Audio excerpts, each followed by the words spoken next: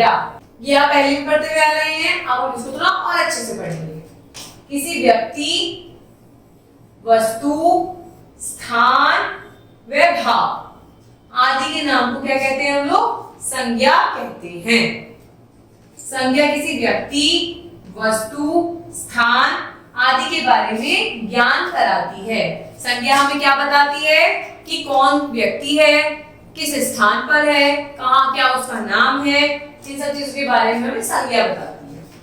हम कभी भी संज्ञा की पहचान बड़ी सरलता से कर सकते हैं, जैसे मेज, मित्र, जम्मू, प्रसन्न आदि सभी क्या है? संज्ञा के ही शब्द हैं। वाक्य के लिए संज्ञा का होना आवश्यक है। यदि वाक्य के अंदर संज्ञा नहीं होगी तो वो वाक्य पूरा नहीं माना जाता। आइए कुछ देखते हैं।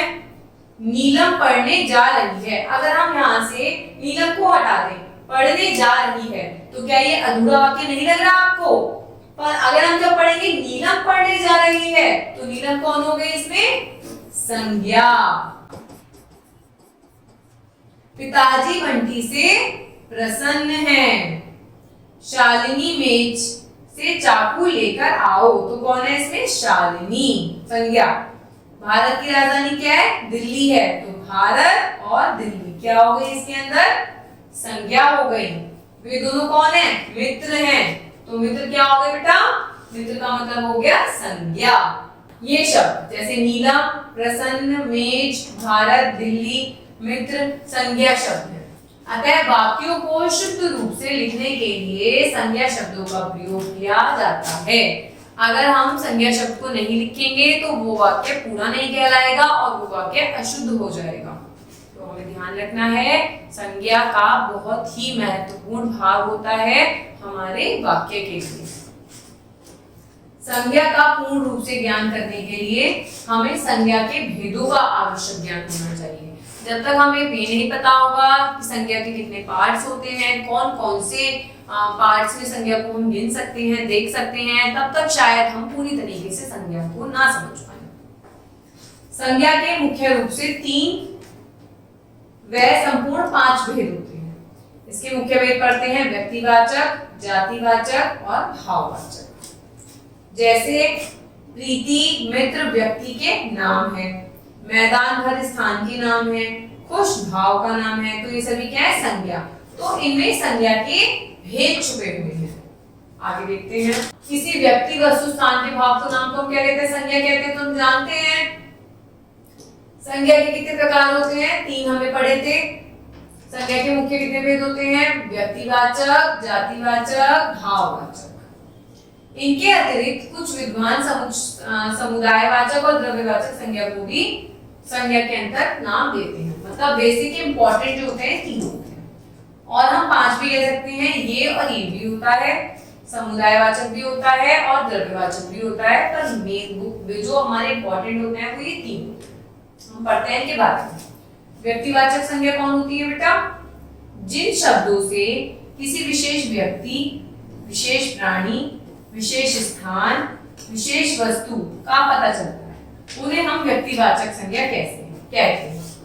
जिनसे किसी विशेष व्यक्ति, प्राणी, स्थान, इन सब चीजों का हमें पता चलता है, उन्हें हम व्यक्तिवाचक कहते हैं। देखिए, लाल बहादुर शास्त्री जी कौन है? एक विशेष व्यक्ति हैं। श्रीमद् भगवद गीता क्या है? ये एक विशेष पुस्तक है। गंगा नदी क्या है? ये एक विशेष और बहुत ही स्वच्छ नदी है। सूरज क्या है? ये एक विशेष तत्व है हमारे लिए, है ना?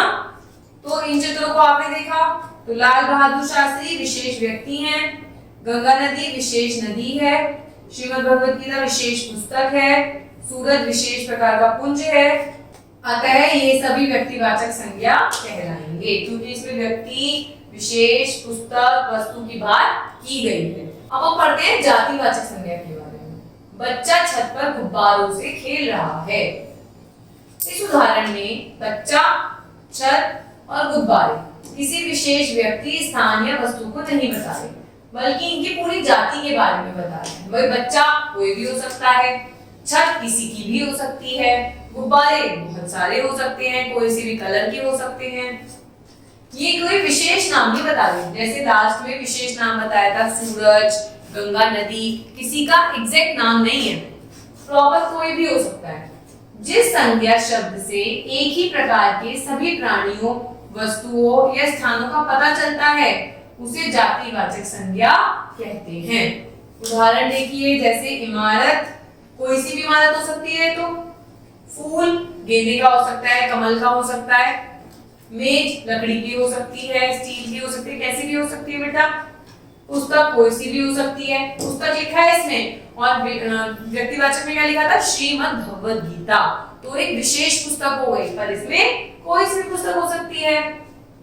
पहाड़, विद्यार्थी, कोई भी विद्यार्थी हो सकता है, तो जिससे उनके ग्रुप का पता चलता है वो होता है जातिवाचक संज्ञा। अब हम पढ़ेंगे भाववाचक। सिद्धार्थ को हंस पर दया आई, ये बच्चा है, इसको क्या हुआ, हंस पर दया आई, दया दृष्टि आई। इस उदाहरण में दया एक भाव है, मतलब आपकी एक फीलिंग है, आपको गुस्सा आता है, आपको खुशी होती है, आपको हंसी आती है, आपको दुख होता है, तो आपकी क्या हो गए, ये सब आपकी फीलिंग्स हैं, ये सब आपकी क्या है, भाव है अंदर की। इसे अनुभव किया जा सकता है किंतु दिखाया या छुआ नहीं जा सकता। क्या आप अपनी खुशी को टच कर सकते हो, पर आप महसूस कर सकते हो। जिन संज्ञा शब्दों से किसी भाव, दशा, गुण, दोष, कार्य आदि का पता चलता है उन्हें हम भाववाचक संज्ञा कहते हैं। उदाहरण, अच्छाई, सच्चाई, बचपन, बुढ़ापा, वीरता, क्रोध, प्रेम, सुख, दुख आदि। तो ये सब क्या है, ये कोई वस्तु थोड़ी है, ये तो हमारे अंदर की फीलिंग्स हैं, हमारे अंदर के भाव हैं। इसके अतिरिक्त कुछ विद्वान समुदायवाचक संज्ञा और द्रव्यवाचक संज्ञा को भी संज्ञा का भेद मानते हैं। समुदाय का बोध कराने वाले शब्द समुदायवाचक संज्ञा कहलाते हैं। जैसे सेना, उसके अंदर बहुत सारे सेना होंगी, मंडली बहुत सारे लोग होंगे, झुंड बहुत सारे पशुओं का भी हो सकता है, टीम में बहुत सारे लोग भी हो सकते हैं, जिसमें ग्रुप्स का पता चलता है। और द्रव्यवाचक का क्या मतलब होता है, जिससे हमें किसी लिक्विड चीजों का समूह, जैसे घी, तेल, सोना, चांदी, ये सब क्या है, तत्व है। लकड़ी, लोहा, ये क्या है, कोई पदार्थ है। तो जो पदार्थों का बोध कराए वो द्रव्यवाचक। जातिवाचक संज्ञा शब्दों से प्रायः भाववाचक संज्ञाओं का निर्माण किया जाता है। ये ध्यान रखेंगे आप, इंपॉर्टेंट है बेटा आपके लिए, कि भाववाचक संज्ञाओं का निर्माण किससे होता है, जातिवाचक संज्ञा से। अब हम पढ़ेंगे, आपको फिर समझ आएगा। जातिवाचक संज्ञा, भाववाचक संज्ञा।